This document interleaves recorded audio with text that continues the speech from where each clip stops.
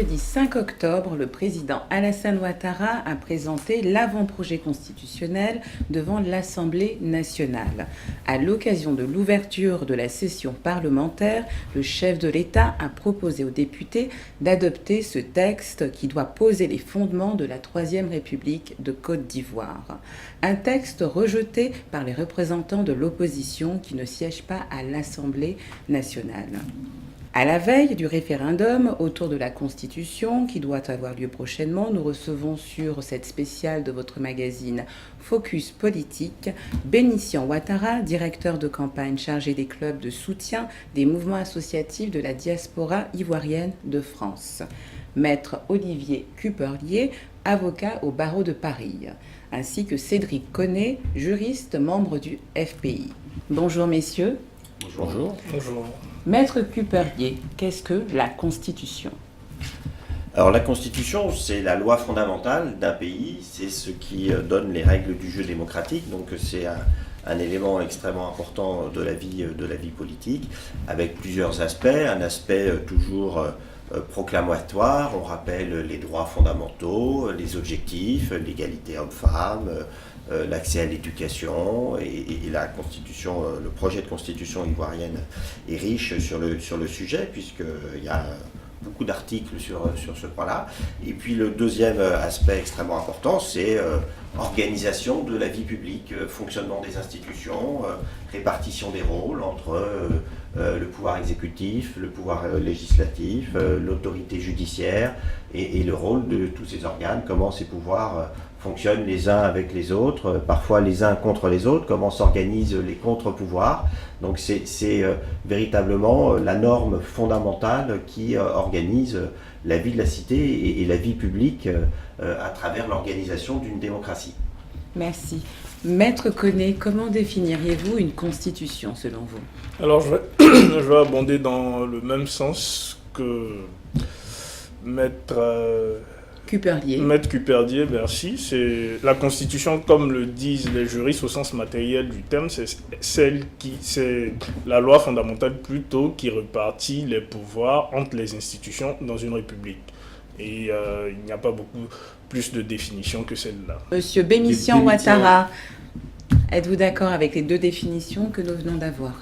Oui, effectivement, je suis entièrement d'accord avec la définition de Maître Cuperlier, sauf que je pourrais peut-être ajouter que c'est la colonne vertébrale.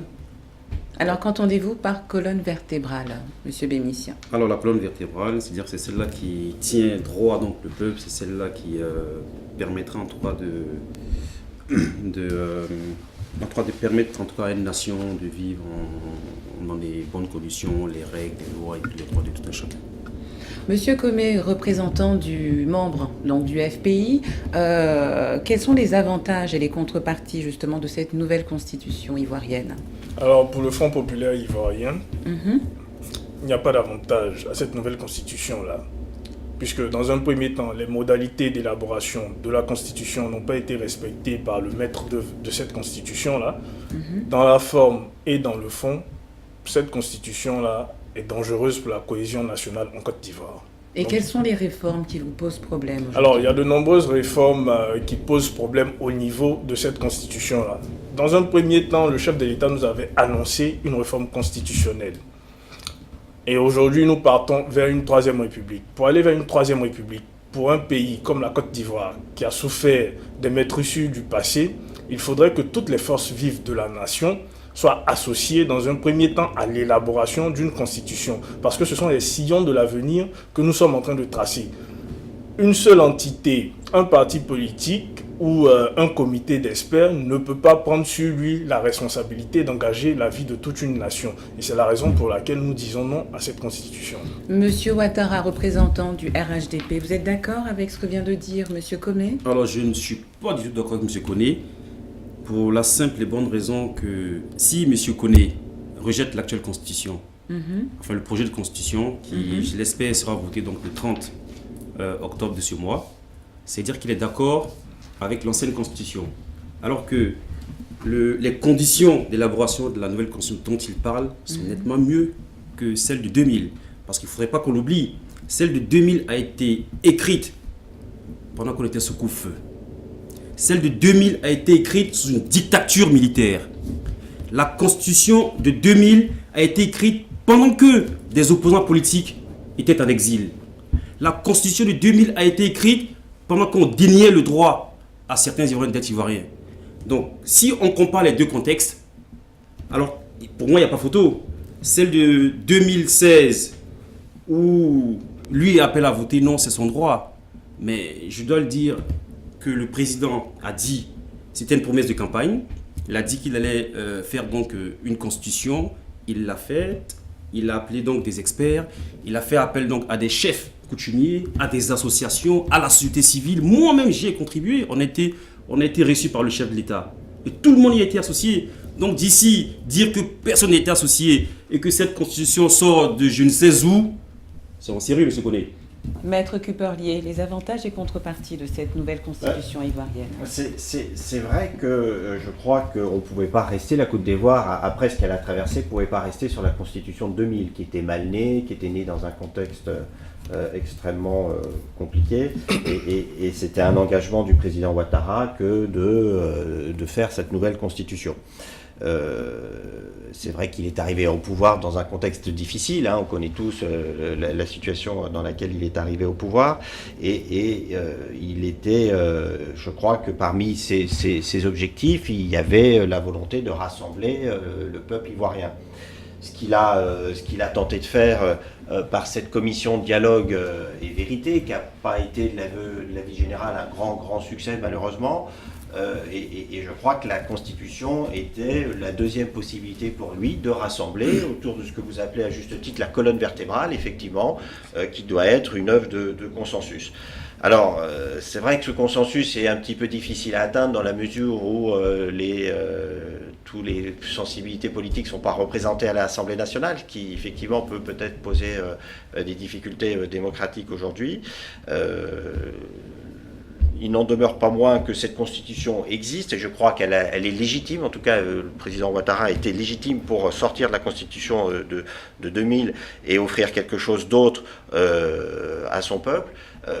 Peut-être qu'il manque un petit peu, les choses sont peut-être allées un petit peu vite parce qu'effectivement, vous l'avez dit, les délais, le texte est disponible que depuis peu de temps finalement. Hein, on a le texte que depuis 3 semaines, 1 mois, ce qui est peut-être un petit peu court pour susciter les débats, pour qu'il soit assimilé parce que c'est un texte aussi extrêmement riche. J'ai relevé 184 articles, hein, ce qui est quand même considérable, sur des questions parfois aussi techniques, juridiques et techniques.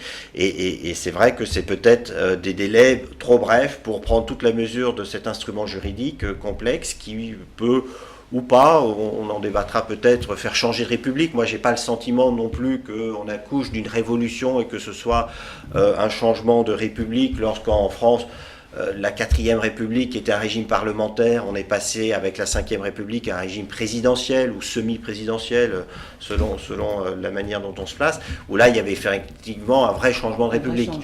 Là, il y a des innovations évidemment, mais enfin j'ai pas le sentiment qu'on bascule d'une République à une autre. Justement, et qu'il y ait un changement. Nous allons voir ces changements. Maître Koné, justement, pourquoi le changement de constitution selon vous ?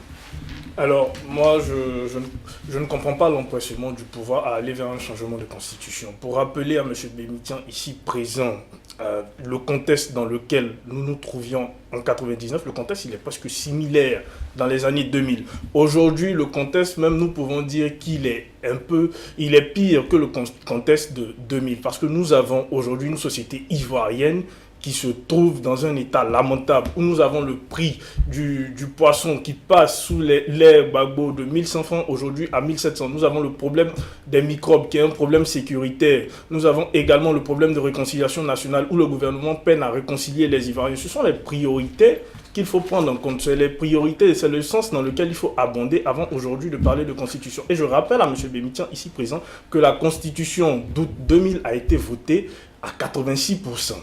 Et tous les partis politiques à l'époque ont appelé à voter oui.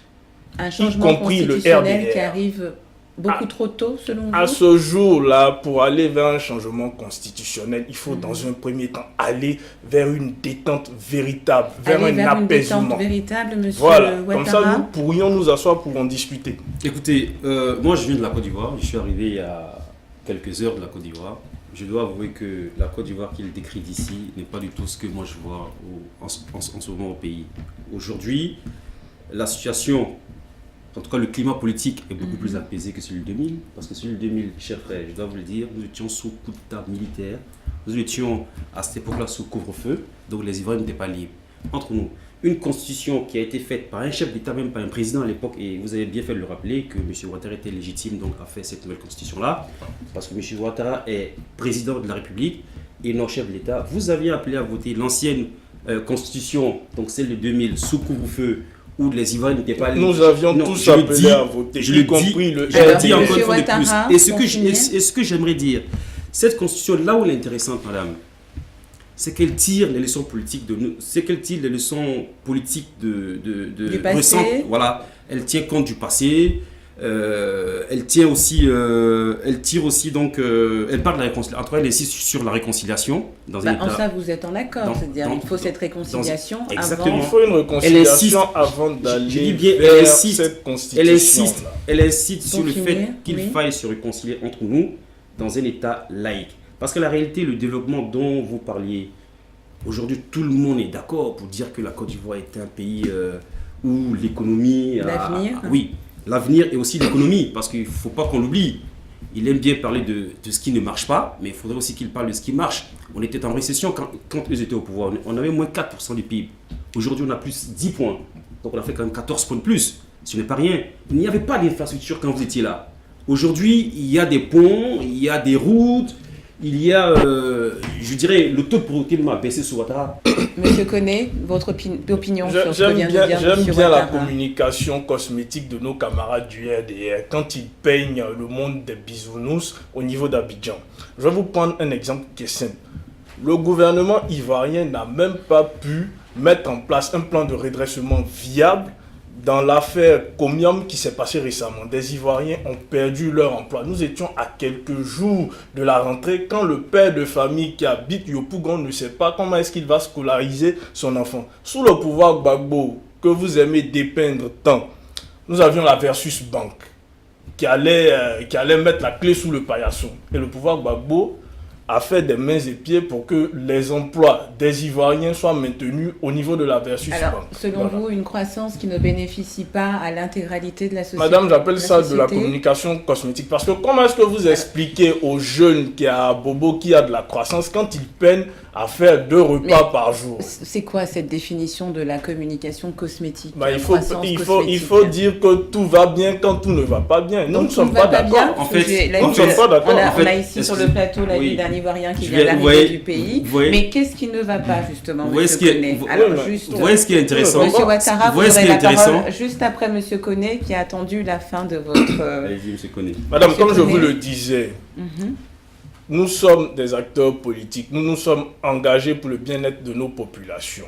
Quand le citoyen lambda n'arrive pas aujourd'hui à faire 3 repas par jour, c'est un problème. C'est une faillite politique. Et c'est la réalité aujourd'hui. Quand le citoyen lambda n'arrive pas à se déplacer dans la sécurité, c'est un problème. Nous avons le problème des microbes. Il faut réinsérer ces garçons-là qui, hier, ont pris les armes, qui aujourd'hui ne savent plus où donner de la tête. Il n'y a pas de plan de réinsertion viable pour ces garçons-là. C'est pour ça qu'on assiste à ce phénomène de sécurité-là qui est dommage pour notre pays. Nous avons également un drame social qui se passe aujourd'hui et j'ai à l'esprit la famille Boundi, où l'État de Côte d'Ivoire n'est pas capable de mettre en place des mécanismes d'accueil pour cette famille-là qui vit un véritable litige face à un opérateur économique. Moi, je n'en parle pas parce que je ne veux pas entraver le Une problème de question, la Monsieur société. Koné, la est-ce que société justement civile, pardon. la durée rallongée du mandat présidentiel ne peut pas permettre un travail beaucoup plus en profondeur, selon vous, Mais pourquoi est-ce de ces problèmes pourquoi est-ce qu'on dont doit vous parlez? rallonger la durée du mandat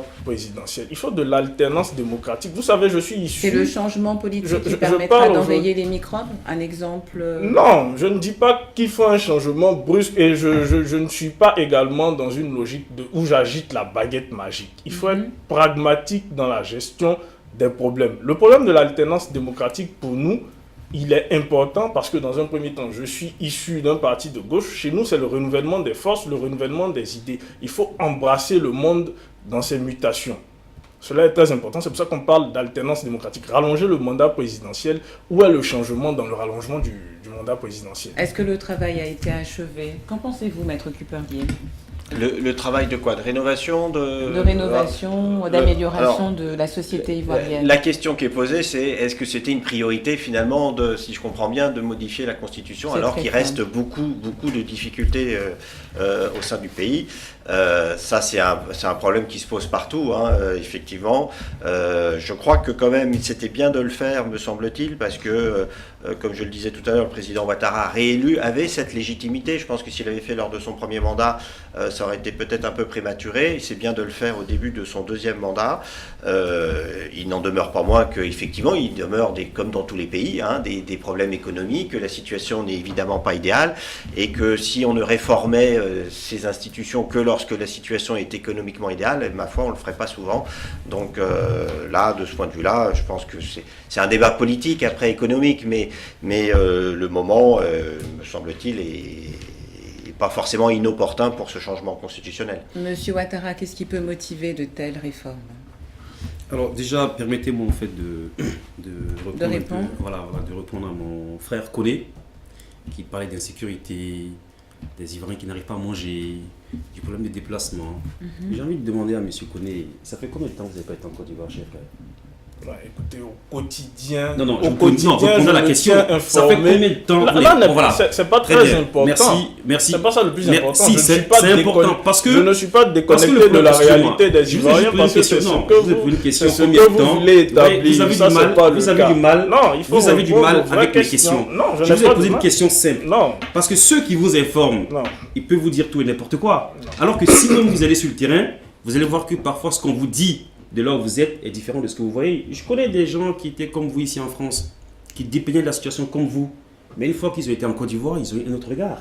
Complètement. Vous dites, non, excusez-moi. Non, il n'y a pas de communication. Vous avez dit, alors, vous aviez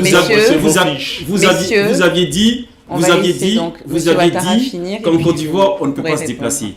Mais je dois vous dire que quand vous étiez aux affaires, 600 km, on les faisait en 10 heures. Moi, je l'ai fait avec une voiture en 10 heures. Je vous donne l'axe, comme ça vous pouvez le vérifier. 600 km en 2000 jusqu'en 2010.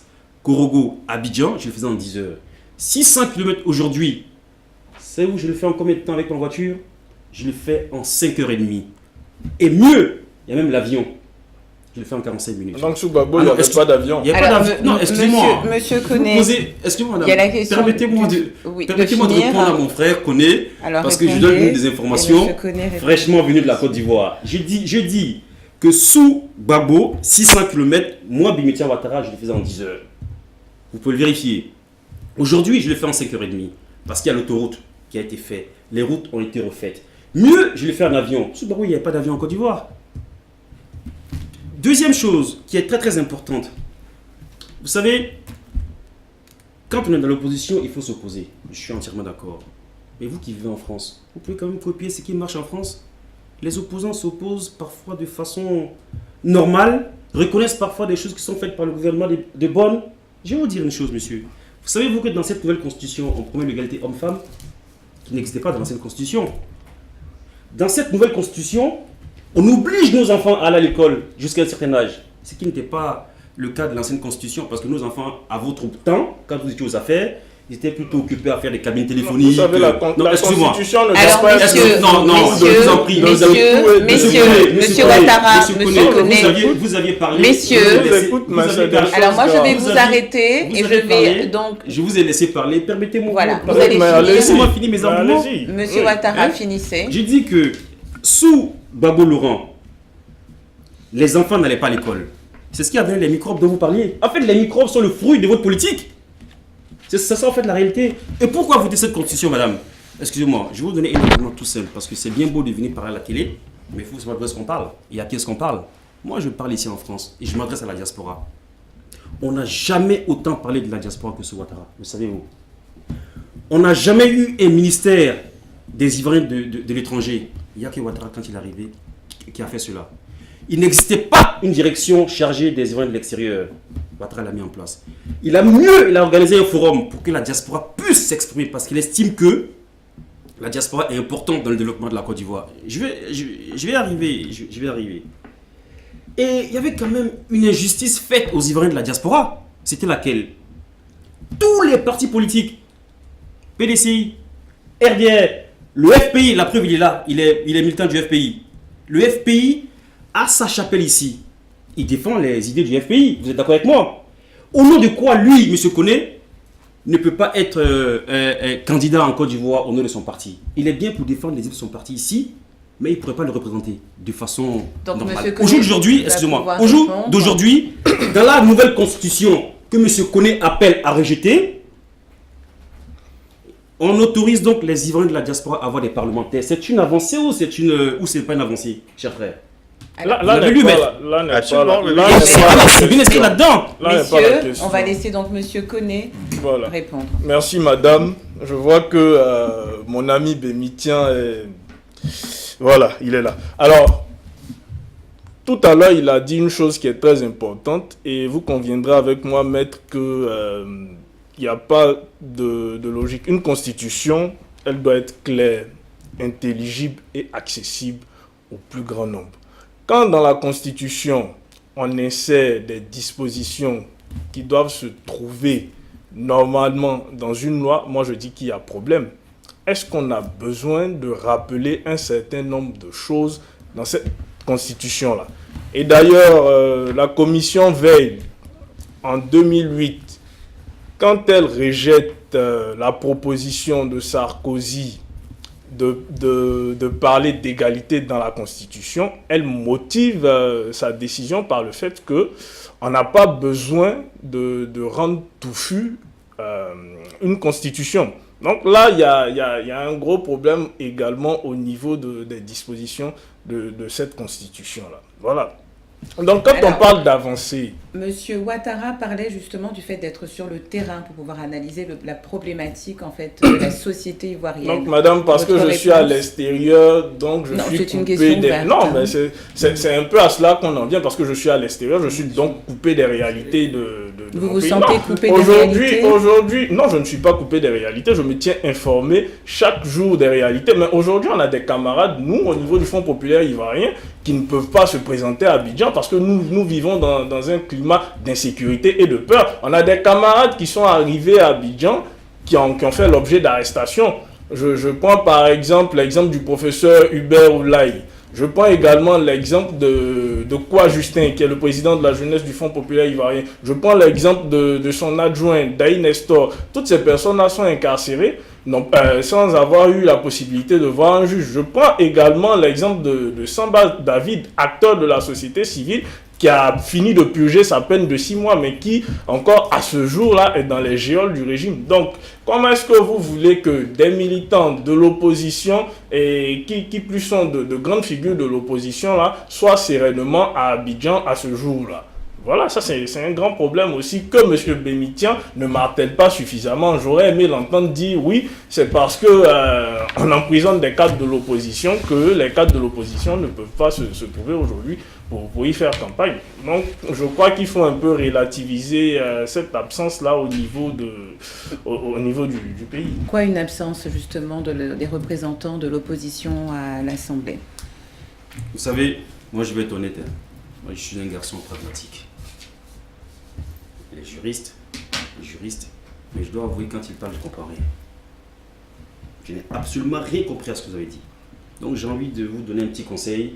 Il faut sortir complètement de ce juridisme, excuse-moi, j'allais dire vaseux et creux. Non, il n'y a pas de parle. Excusez-moi, dans ce que je dis.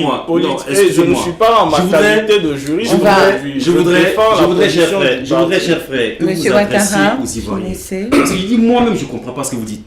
Tout ce que vous dites, je n'ai rien compris dedans. Oui, mais parce que vous faites la sourde oreille. Je n'ai absolument rien compris à ce que vous dites. Donc, parlez aux Ivoiriens, parlez-leur de leurs problèmes. J'ai dit ici que sous Ouattara, c'est la première fois où on a un ministère chargé des Ivoiriens de l'extérieur. Oui, encore un autre ministère budgétivore. Oui, bien sûr. Alors, je vais répondre à votre question, mais voilà, il me tend la perche, je ne vais pas la refuser. Je me la donne cadeau, comme on dit chez nous. Vous avez proposé, en son temps, qu'il y ait des sénateurs, le président Gbagbo. Et moi, je suis d'accord avec ça. Qu'on ait des sénateurs. Parce que plus de démocratie n'est pas la démocratie, c'est comme trop de viande dans la sauce ne cale pas la sauce. Bien. Et aujourd'hui, parce que Ouattara a repris, votre argument, c'est qu'on est budgétivore. C'est ça la réalité. Et vous condamnez... Non mais excusez-moi, j'arrive. C'était une de vos propositions. Qu'on est des sénateurs. Aujourd'hui, comme c'est Ouattara, le seul argument que vous avez... Ah non, attention, c'est budgétivore. Pour vous, tout est budgétivore. Ah, vous écoutez, mais il ne doit plus rien exister. Il doit simplement avoir un chef d'État, et puis peut-être un premier ministre, quelques ministres, et puis on y va. Non, je vous dis une chose. Avant de partager, il faudrait produire. Si vous avez besoin qu'on se développe, il faut créer les conditions de développement. Maintenant, l'opposition qui, elle, est absente, madame. Moi, j'ai toujours été contre la politique de la chaise vide. Toujours. Pour moi, les choses se changent de l'intérieur. Je vous le dis en toute franchise. Donc la voix de ces partis est nécessaire? J'ai dit, pour moi, les choses, en toute honnêteté, se changent de l'intérieur. Moi, je ne suis pas tout à fait d'accord avec tout ce qu'il y a de la Constitution. Puisque je dois aussi vous le rappeler que ce n'est pas la première mouture. On en a la 13e mouture. Vous pouvez nous donner un exemple d'article qui vous pose problème dans cette Constitution? J'arrive. On en est à la 13e mouture. C'est-à-dire que de 1 à 13, il y a quand même eu du changement. Mais on a oublié de l'accepter parce que c'est le fruit d'un consensus. Je vous l'ai dit ici, le problème c'est que vous ne partez pas en Côte d'Ivoire. Vous écoutez vos amis qui vous appellent, qui vous disent, et qui vous disent voilà. Ce texte-là, on y a associé les chefs, on y a associé les associations, on y a associé des experts, un peu tout le monde. Mais je vous dis une chose simple. Si moi je vous appelle, je vous dis, monsieur Cuperdier, venons qu'on travaille ensemble, que vous refusiez, ne venez pas après critiquer. Alors, politique de la chaise vide. Bah ça c'est une question politique, je ne veux pas m'immiscer dans les débats politiques ivoiriens, c'est le choix du FPI et des partis d'opposition que de n'avoir pas participé aux élections. Ce qui est important là, je ne sais pas quelle va être la position des partis d'opposition sur la participation au scrutin. J'ai compris que il n'y avait pas de débat sur le fait que vous rejetiez la Constitution. Maintenant, est-ce que c'est un boycott du référendum ou une participation pour y voter non? Je ne sais pas, mais c'est vrai que ça relève malheureusement là, un petit peu de la politique à l'ancienne, un peu politicienne. Je crois que il est toujours important de discuter, de débattre sur des sujets qui sont importants et c'est vrai qu'il y a quand même un certain nombre d'avancées dans cette Constitution. Alors la création d'un Sénat, on peut en discuter effectivement. Dans les démocraties occidentales, on a tendance à penser que le Sénat c'est un peu anachronique, c'est une survivance du passé, qu'effectivement on ne voit pas toujours l'intérêt du Sénat. Bon, mais dans un pays comme la Côte d'Ivoire, ça peut aussi être le gage d'une certaine stabilité politique. Là, ce qui peut poser problème, c'est le fait qu'un tiers des membres du Sénat sont désignés par le président de la République. Ce qui est quand même une spécificité de ce projet de constitution, ce qui est un peu surprenant parce que ça crée une passerelle entre le pouvoir exécutif et le pouvoir législatif dont on n'a pas l'habitude. Et ça, je peux comprendre que l'opposition s'insurge contre cet état de fait, même s'il est vrai, vous l'avez souligné, il est prévu que parmi les membres nommés par le pouvoir politique et le président de la République, soit il y ait des membres de la diaspora. Et donc c'est vrai que ça peut aussi avoir cette utilité de permettre une meilleure représentation de la diaspora qui effectivement de fait peuvent difficilement concourir à des élections locales du fait de leur éloignement. Donc on peut être partagé, mais c'est vrai que cette initiative peut surprendre parce que ça rompt un petit peu avec la tradition habituelle où les parlementaires sont nécessairement élus et pas désignés par le pouvoir exécutif. Et dites-nous justement, dans les grandes démocraties, comment se sont faits les changements constitutionnels? Alors la France est un bon et un mauvais exemple. La France est un pays qui a une histoire constitutionnelle extrêmement riche et heurtée, puisque les changements se sont faits aussi à l'issue de révolutions qui, comme tout le monde sait, ont parfois été sanglantes. Donc les changements se sont faits parfois avec des assemblées constituantes, et ça a été le cas en 1946 pour la 4e République, ce qui présente l'avantage d'avoir un débat parlementaire et de voir l'évolution du texte et que les sensibilités politiques puissent s'exprimer.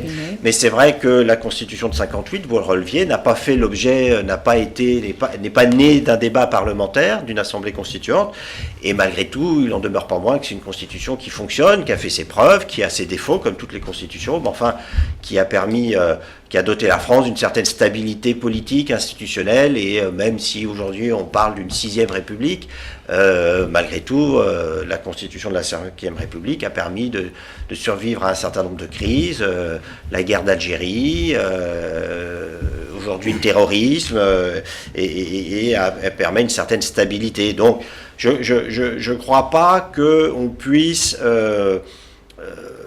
que la qualité d'une constitution vienne nécessairement de la manière dont elle est faite. Je ne pense pas que le fait que l'Assemblée soit constituante fait forcément une bonne constitution, ou le fait l'absence de cette Assemblée amènera nécessairement une mauvaise constitution. Je crois qu'il faut de manière assez pragmatique regarder le texte, voir ce qu'il propose, les avancées, les manques, ce qu'on pourrait y retrouver, ce qu'on pourrait éventuellement améliorer. Le seul petit défaut du mode qui a été choisi, c'est effectivement l'absence de débat. Je trouve que les choses vont un petit peu vite pour un texte qui est extrêmement riche, compliqué, et les délais imposés par le planning politique, sans doute, puisqu'il y a des élections législatives à venir. C'est ce dont parlait justement Monsieur Koné. En Afrique, le Rwanda, le Congo, le Tchad ont vécu justement ces réformes constitutionnelles. Est-ce qu'on peut imaginer un changement dans des pays, ce même type de changement dans des pays tels que les États-Unis, Maître Cuparlier? Un changement constitutionnel, oui. Faut jamais perdre de vue aussi que la Constitution, c'est un texte et puis c'est aussi une pratique. Et si les États-Unis ont une constitution qui a aujourd'hui 2 siècles, c'est aussi que la pratique, il y a eu des amendements à cette constitution, et puis la pratique a pu évoluer, et je ne pense pas que les États-Unis soient prêts aujourd'hui à procéder à un changement constitutionnel. En revanche, dans un certain nombre de pays d'Afrique, y compris d'Afrique du Nord, la Tunisie a connu ça récemment, pour marquer des changements politiques, pour affirmer un certain nombre de principes, ou réaffirmer des principes de laïcité, d'égalité, d'ouverture au monde, et la Constitution le fait effectivement de manière extrêmement large. Je crois que c'est utile d'avoir cet instrument-là, et je pense que, encore une fois, ça vient au bon moment dans la Côte d'Ivoire, à supposer qu'il puisse y avoir un débat aussi large que possible sur ce sujet qui, encore une fois, est important. On parle d'annulation, de manifestation. Est-ce que c'est parfois nécessaire pour... C'est toujours utile que le peuple s'exprime. Alors, s'il ne peut pas s'exprimer à l'Assemblée, pour les raisons qu'on a évoquées tout à l'heure, il s'exprime dans la rue. Il va s'exprimer aussi par le référendum, ce qui est aussi, il faut pas l'oublier, un moyen d'expression populaire, et c'est l'expression de la souveraineté populaire qui se fait par le référendum. La difficulté du référendum, c'est que c'est un petit peu pauvre comme débat, c'est binaire, c'est oui ou non. Soit on accepte en bloc, soit on rejette en bloc, alors que la réalité peut être plus nuancée que ça. C'est l'intérêt aussi du débat parlementaire, où on peut discuter article par article et voir ce qu'on peut améliorer. Là, ce qu'on donne, ce qui est soumis au suffrage populaire, c'est un texte tel qu'il est et qui n'est pas susceptible d'amendement, ce qui peut être un petit peu dommage, parce que effectivement, l'amendement est aussi ce qui permet à un texte de progresser. Qu'en pensez-vous, Monsieur Koné? Alors, moi, j'ai 2 remarques à faire. Dans un premier temps, sur la question du Sénat, où il y a 1/3 des sénateurs qui vont être nommés. Nous savons tous que le Sénat représente les collectivités territoriales. Aux États-Unis, le Sénat représente les États fédérés. Une des constitutions dans laquelle on nomme les sénateurs dans leur intégralité, c'est la constitution canadienne. Donc, les régions canadiennes d'où sont issus les sénateurs sont là pour promouvoir le développement, mais de façon verticale. C'est l'État qui, à travers sa politique, fait le développement de régions. C'est la raison pour laquelle, au Canada, le gouverneur général qui représente la reine d'Angleterre, qui est d'ailleurs le souverain du Canada, peut nommer des sénateurs sur proposition du Premier ministre. Ça, c'est un fait. Donc, sur quelle base est-ce que le chef de l'État, chez nous, irait-il nommer des sénateurs? Est-ce que nous sommes devenus une espèce de monarchie constitutionnelle? Non, une espèce de monarchie constitutionnelle. Après la réponse, à vous. Monsieur Ouattara. Tout à l'heure, vous m'avez posé la question de savoir qu'est-ce qui me déplaisait, quel article me déplaisait dans ce projet de constitution. Dans cette réforme, oui. Voilà. Je l'ai dit, je ne suis pas un godillot. Je dis, dans cette nouvelle constitution, quand je la lis, du premier article jusqu'au dernier article, elle est nettement mieux que celle de 2000. On me dit de faire un choix. Entre deux mauvaises choses, je choisis la moins mauvaise. En l'occurrence, dans ce cas précis, celle-ci est bonne. Et pour revenir au Sénat, par exemple, c'est vrai. Moi, je suis un démocrate. J'aime le débat. J'aurais aimé que tous les sénateurs soient élus. Mais quand on voit le mode de désignation des sénateurs, ils doivent être désignés principalement donc, par des députés, des maires et autres, et un tiers donc par le chef de l'État, parce que c'est un suffrage universel indirect. Je me dis, mais si la diaspora doit y participer, sachant qu'on n'a pas de grands électeurs, on va faire comment, cher frère? La diaspora a ses grands électeurs, Ah Monsieur oui. Koné. Ah oui. Monsieur Non. Koné, Non, on mais revient juste non, après mais à vous pour le temps. Non, je finis. Non. Monsieur Koné, Si- et on vous laisse juste après finir. Monsieur Koné, une C'est réponse. la raison pour laquelle il ne faut pas créer Un de Sénat. problème. Voilà, la création de ce type d'institution-là qui ne correspond pas dans un premier temps à des réalités pragmatiques ne pourrait se faire. C'est la raison pour laquelle il faut prendre le temps d'élaborer une constitution qui convienne réellement à nos réalités. Il faut prendre le temps de régler un projet. Vous savez, quand on l'a, on a des problèmes. C'est une fois qu'on a fini de régler les problèmes susceptibles de se poser qu'on a effectivement un projet. Et le temps de la réflexion et de la sagesse n'a pas suffisamment été pris pour régler tous les problèmes. Donc, sur quelle base on nomme un tiers des sénateurs? Parce qu'il ne s'agit pas seulement de la diaspora, mais de quelle région et de quelles collectivités seront issus ces sénateurs-là. On va créer un nouveau déséquilibre. Et les déséquilibres dans des républiques, très souvent, créent des problèmes à fort élan. Une réponse, Monsieur Oui, Ouattara. oui, une réponse. Donc, je le disais, hein, que l'une des dispositions qui, moi, personnellement, ne me colle pas trop, c'est effectivement ce... Mais quand je à y réfléchir, si la diaspora doit participer et qu'elle elle n'a pas pour l'instant des grands électeurs, donc il faut bien les nommer.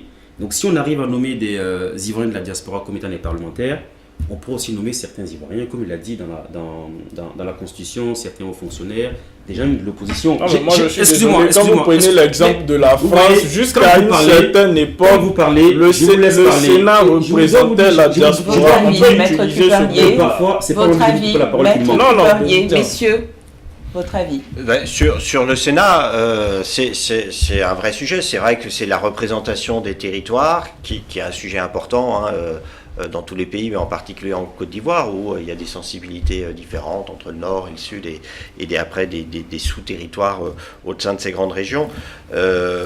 Encore une fois, je crois qu'il est important d'assurer cet équilibre et j'imagine que ce que a voulu le président Ouattara, c'est l'assurer dans la durée et de pouvoir... alors, je vous disais, une constitution, c'est un texte, mais c'est aussi une pratique. Tout dépend comment il utilisera ce pouvoir de désignation et s'il le fait de manière judicieuse pour préserver cet équilibre, ma foi, pourquoi pas. Si il s'agit de désigner des gens qui sont des soutiens et qui permettent de créer une forme de clientélisme, hein, parce que c'est ce qui est craint, je crois, on n'a pas prononcé le mot, mais ce qui peut être craint dans la désignation des sénateurs, des gens qui lui seront obligés, comme désignés par lui, et qui assureront un soutien à lui et à ses successeurs de son parti. Là, c'est vrai qu'on prendrait forcément un mauvais chemin et les ferments d'une crise future, peut-être. Une réponse, Monsieur Ouattara. Bon, une réponse, non, je pense que si on ne peut pas déjà faire un procès d'intention à ceux qui seront nommés par le chef de l'État, sous prétexte qu'il serait peut-être... il servirait donc de faire valoir au Parlement. Non, moi, personnellement, s'il advienne que le chef d'État nomme un gars de l'opposition, une personnalité de l'opposition par exemple, je ne sais pas au nom de quoi elle viendrait forcément faire la politique du chef de l'État. Elle ferait peut-être la politique à laquelle il croit. Et je me souviens même d'une phrase en son temps, en 90, qui a été prononcée par l'ancien chef de l'État. C'était à Zopé, puisque j'étais là. Il dit: si on vous donne de l'argent, vous vous souvenez, prenez-le et mangez-le, c'est votre argent. En d'autres termes, si le chef de l'État nomme un Ivoirien ou un membre de l'opposition, le gars, il n'est pas obligé de venir faire la politique du chef de l'État. Il fera la politique à laquelle il croit. Parce que c'est son pays, tout simplement. Voilà. Votre opinion, Monsieur Koné. Alors moi, je ne suis pas un homme obtus. Et de toutes les façons, mes compétences, elles sont au service de ma nation. Mais le problème, c'est qu'en l'état, cette constitution-là ne nous apportera que des problèmes. Elle ne va pas régler des problèmes, mais elle va nous apporter des problèmes. Quand on voit un des héros de cette constitution-là nous dire c'est parce qu'on a envie d'occuper des cadres qui sont chez eux avec des emplois, moi je m'interroge en fait sur les critères de nomination de ces sénateurs-là. Donc, c'est pour vous dire à quel point il faut arrêter de faire la politique de l'autruche. Nous sommes de jeunes personnalités, il faut aller vers l'avant. Il faut une modernisation de l'État de Côte d'Ivoire, mais de façon concrète. C'est pour ça qu'on fait les constitutions, pour moderniser l'État. On a de réels problèmes. On a le problème, par exemple, des collectivités territoriales qu'on doit régler. Il faut déjà se pencher sur ces problèmes-là, faire l'état des lieux, faire un bilan, tirer les conséquences avant de parler de constitutionnalisation. On ne va pas tout le temps aller droit dans le mur pour créer des problèmes aux populations. Voilà, c'est un peu ça le message de mon parti. La Constitution. La Constitution est un document qui protège le peuple du gouvernement. Ronald Reagan, 1911-2004. Qu'en pensez-vous, Maître Puppervier ?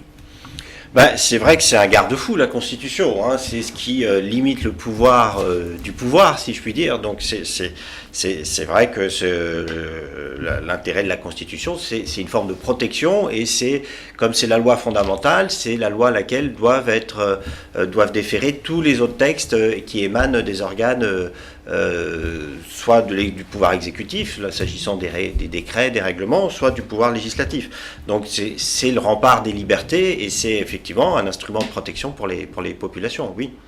Et vous vous sentez aujourd'hui protégé par la Constitution ? L'actuelle Constitution nous garantissait des libertés publiques. Je crois que dans le préambule du projet actuel de Constitution, il y a la protection des libertés publiques, mais de la théorie à l'application, le fossé il est grand et nous attendons de voir ce que les jours à venir nous donnent. Mais est-ce que cette constitution-là sera respectée dans ses bases fondamentales quand on réprime un meeting de l'opposition? Ça aussi, ce sont des questions qu'il faut se poser. Pourquoi l'annulation de manifestations parfois ? Monsieur Ouattara ? Non. Écoutez, moi je suis un démocrate. C'est-à-dire que pour moi, quand un groupe fait une demande de manifester, on doit pouvoir la lui accorder si toutes les conditions sont réunies. Mais j'ai cru comprendre que la manifestation de l'opposition avait été annulée, celle de la semaine dernière, je pense. C'est celle-là que vous faites allusion. Oui, elle n'a pas été annulée. Non, mais j'arrive. Non, elle avait été refusée parce que l'opposition ne fournissait pas de garantie de sécurité. Vous êtes sans ignorer qu'ici en France, quand par exemple la CGT appelle à manifester, c'est vrai, il y a les forces de l'ordre qui accompagnent donc le cortège, mais la CGT aussi se doit d'avoir aussi son service de sécurité, c'est qu'elle a toujours fait d'ailleurs. Mais dans le cas donc du FPI, en tout cas de l'opposition, elles ont complètement refusé au fait cette contrainte-là. Elle a voulu vaille que vaille manifester. Voilà. Mais ce que vous dites là, c'est surprenant. Non, on est dans un état de droit. Quand on ne respecte pas la règle, on tombe sur le coup de la loi. Quand elle est due, c'est aussi la loi, puisqu'elle a été votée. C'est une disposition qui existe depuis, je pense, depuis 92. Voilà. Monsieur Koné ? En Côte d'Ivoire, nous sommes sous un régime déclaratoire. Et je crois que les responsables de mon parti ont quand même le sens des responsabilités. Nous avons appelé à une marche pacifique. Nous avions donné l'itinéraire à la préfecture d'Abidjan. Mercredi dernier, jusqu'à 22h, nous étions en négociation et avec le ministère de l'Intérieur et avec la préfecture d'Abidjan. Ces deux entités-là nous avaient donné des garanties, nous avaient accordé en quelque sorte ce droit de manifester. Nous sommes effectivement sortis dans la rue pour manifester de façon pacifique avec Sangaré Aboudraman, qui est le président du FPI, mais qui est un doyen d'âge. Donc qu'est-ce que vous voulez, pourquoi est-ce que vous voulez qu'un homme de cet âge-là, de cette trempe-là, aille faire dans la rue ou aille se comporter comme un vandale? Au niveau du Front populaire ivoirien, nous ne sommes pas des casseurs, nous ne manifestons pas pour manifester. Nous avons appelé à une marche pacifique. Parce que pour la tenue de ce référendum-là, et nous l'avons dit depuis longtemps, les conditions ne sont pas réunies. Et quand on parle de conditions, on ne parle pas seulement de toutes les modalités, mais on parle également des conditions techniques. Celui qui doit proclamer le vote, là, nous n'avons pas confiance en lui à ce jour-là. Nous avons demandé, au sortir de la catastrophe de 2010, que la tête de la CEI soit changée. C'est ce qui avait été conclu dans les accords, dans tous les accords, dans ce balai interminable diplomatique. Hein. C'est la résolution qu'on avait prise. Mais à ce jour-là, il est encore à la tête. Le fichier électoral ne convient pas à toutes les parties. On a un organe qui n'est pas aujourd'hui paritaire dans sa composition. Donc, quelle confiance vous vouliez que nous placions en cet organe-là pour aller à un référendum?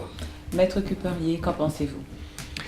Bah, là, après, on est dans la pratique, effectivement, locale. Donc, il n'y a pas. J'ai compris que vous n'aviez pas de confiance dans la commission électorale indépendante, c'est ça? Tout à fait.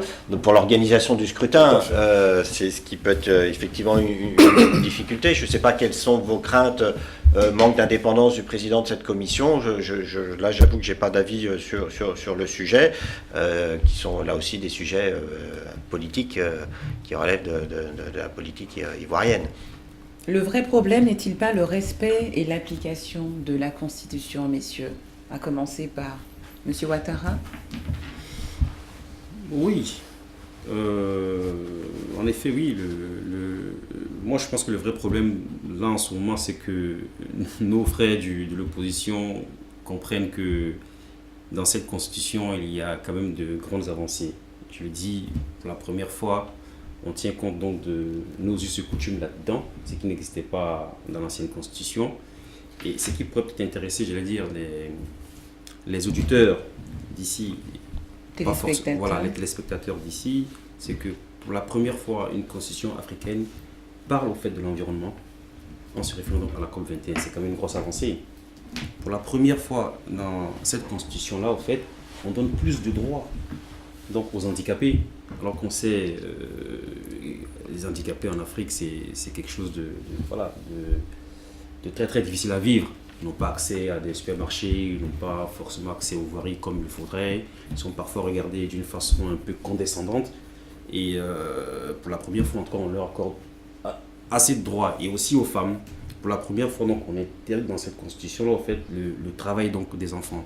Donc, je pense que le problème pour nous, en tout cas démocrates, au jour d'aujourd'hui, c'est que l'opposition comprenne qu'elle doit regarder avec un œil intelligent donc, ce projet de constitution, lire l'ancienne constitution aussi avec le même œil et se rendre compte que celle-ci consacre plus de droits, plus de liberté et elle est beaucoup plus intéressante que la précédente. Et la voter, tout simplement. Monsieur Koné. Alors, moi, c'est avec beaucoup de stupéfaction. Pardon. Je suis stupéfait quand je suis stupéfait quand j'écoute M. Bémitien ici nous donner le tableau d'une constitution qui est belle, qui va résoudre tous les problèmes, qui même peut-être fera qu'on va remporter la Coupe du Monde un de ces jours. Il y a un autre point confligène dans cette constitution qu'il ne faut pas perdre de vue, c'est la création du poste de vice-président. Nous avons dans nos États cette mode-là de nommer un premier ministre qui généralement n'est pas issu d'un processus parlementaire. Parce que quand on se réfère à l'exemple de la France, et oui, nous nous référons à l'exemple de la France parce que nous venons d'un édifice institutionnel webérien, donc nous suivons ces modèles-là dans l'évolution. Quand on se réfère à la France, le Premier ministre est issu d'une majorité parlementaire. C'est ce qui généralement lui confère sa qualité de Premier ministre. Dans nos États, c'est le président de la République qui nomme le Premier ministre. On va encore ajouter à ce jour un vice-président. Donc, on va créer une tétrarchie à la tête de l'État de Côte d'Ivoire et nous aurons donc un chef de l'État qui est chef de tout, mais qui ne sera responsable de rien parce que le Premier ministre... Monsieur Koné. Pardon ? Le mot final. Le mot final, c'est qu'à ce jour-là, les Ivoiriens ne sont pas d'accord pour cette constitution. Et vous voyez, je vous ai envoyé les images du stade Félix Houphouët-Boigny ici, madame. Ça, c'est l'image d'un désaveu du peuple ivoirien vis-à-vis de cette constitution-là. Voilà, je vous laisse apprécier. Maître Cupperlier, nous arrivons à la fin de l'émission. Oui, encore une fois, je crois qu'effectivement, elle marque certaines avancées. On peut avoir des petites déceptions. Je pense notamment à la notion d'ivoirité qui a mis le feu aux poudres pendant durablement dans ce pays. Même si le concept est assoupli, il demeure quand même toujours dans le nouveau projet. Moi, j'aurais tendance à penser que ça aurait été bien de faire aucune référence finalement et candidat qu'il souhaite. En Constitution française, vous n'êtes pas obligé d'être français pour être candidat à la présidence de la République. Et ma foi, pourquoi pas, il faut aussi respecter les électeurs, faire confiance à leur maturité. Et si demain ils veulent porter au pouvoir quelqu'un qui ne répond pas aux critères de l'ivoirité, ce serait tout à fait possible. En tout cas, ça devrait être possible. Le mot de la fin, c'est que la Constitution, je l'ai lue. Du premier article jusqu'au dernier article. Et parlant d'ici, donc m'adressant aux Ivoiriens de la diaspora, je pense qu'elle comporte beaucoup d'avancées pour nous, Ivoiriens de la diaspora. Elle nous permet donc de participer de façon plus efficace au débat politique ivoirien. Elle tire les leçons de notre passé politique. Donc j'appelle tous les Ivoiriens de la diaspora à aller donc voter le 30 octobre au Palais des Congrès de Montreuil. Les constitutions évoluent, les hommes restent. Pensons ensemble la société. Merci de nous avoir suivis pour cette spéciale de votre magazine politique Focus Politique. C'était Annick Nguessan et je vous souhaite une excellente journée.